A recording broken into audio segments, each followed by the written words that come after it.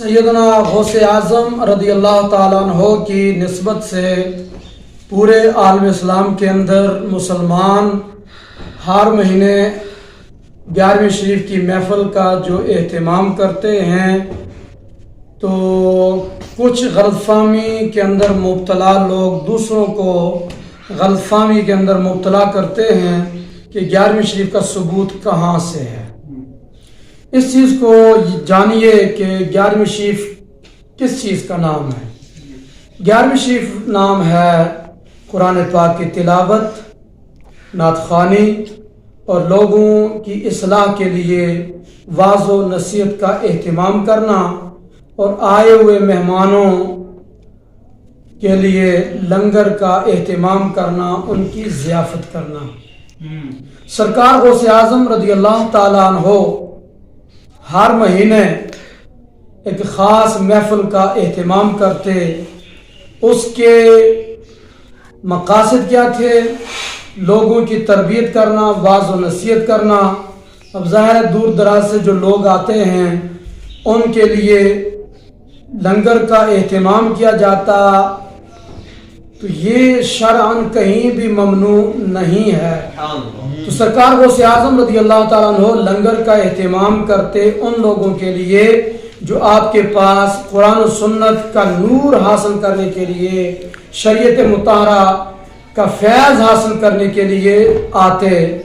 तो आप महफ़िल करते, उस महफ़िल में कुरान पाक की तिलावत होती और नात ख़्वानी होती। उसके बाद आप वाज़ व नसीहत फरमाते। तो इस मामले के बाद आप उनकी ज़ियाफ़त करके रुखसत फरमाते। तो वही सिलसिला आपके अक़ीदतमंदों में आज तक जारी और सारी है और क़यामत तक रहेगा। तो हम जिस चीज़ को 11वीं शरीफ कहते हैं उसका मतलब ये है कि हर माह की चांदनी की जब 11 तारीख आती है तो महफ़िल का एहतमाम करते हैं। उस महफ़िल में हम नात ख़्वानी और तिलावत कुरान मजीद और उसके बाद अवाम उन्नास की इस्लाह के लिए, आए हुए मेहमानों की इस्लाह के लिए वाज़ व नसीहत, दर्स कुरान और दर्स हदीस का एहतमाम करते हैं। उसके बाद आए हुए मेहमानों को खाना खिलाते हैं।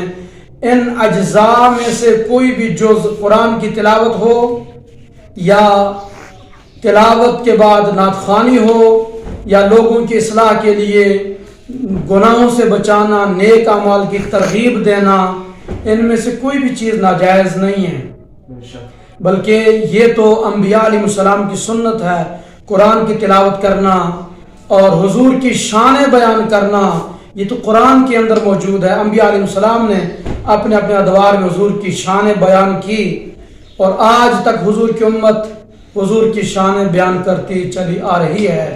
और वाज़ व नसीहत करना, ये भी तो अम्बिया अलैहिस्सलाम का एक अजीम मामूल है, लोगों की इस्लाह करना। उसके बाद मेहमान की ज़ियाफ़त करना, जिसको लंगर गौसिया हम कहते हैं।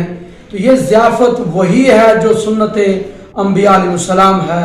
तो इस सारे माहौल को तिलावत कुरान से लेकर लंगर के इख्तिताम तक के जो मामलात हैं, शरीयत के दायरे में रहकर जो करते हैं, इसको 11वीं शरीफ का नाम दिया जाता है। अब अगर किसी लंगर के ऊपर, किसी तबर्रुक के ऊपर 11वीं शरीफ का नाम आए तो 11वीं शरीफ कहने से वो हराम नहीं होती। और कुरान की आयत पढ़ी जाती है वमा उहिल्ला बिही लिगैरिल्लाह, कि गैरुल्लाह के नाम पर जो चीज़ हो वो उसको हराम कहते हैं लोग। हालांकि वमा उहिल्ला बिही लिगैरिल्लाह का मतलब ये है कि जानवर ज़िबा करते वक्त अल्लाह के सिवा किसी और का नाम लेकर उसके गले पर छुरी चलाना, तो वो जानवर मुर्दार हो जाता है, हराम हो जाता है। इसका माना ये नहीं कि जिस चीज़ पर भी अल्लाह के सिवा किसी का नाम आए वो हराम हो गई। तो वरना अगर ये मफहूम लें वमा उहिल्ला बिही लिगैरिल्लाह का माना ये है कि जिस चीज़ पर गैरुल्लाह का नाम आ गया वो हराम। हुजूर ने उम्मत के नाम से जानवर ज़िबा किए, कुर्बानियाँ की, अगर गैरुल्लाह का नाम आने से हराम होता तो फिर हुजूर कुर्बानी उम्मत के नाम से ना करते। और आज हम जब भी कुर्बानी करते हैं पूछा जाता है ये जानवर किसका है, یہ کس کی قربانی ہے؟ تو نام لیا جاتا ہے زید، بکر، عمر وغیرہ، یہ فلاں کی قربانی ہے، فلاں کی قربانی ہے۔ آج تک کسی نے نہیں کہا کہ یہ اللہ کی قربانی ہے۔ کیا کہتے ہیں؟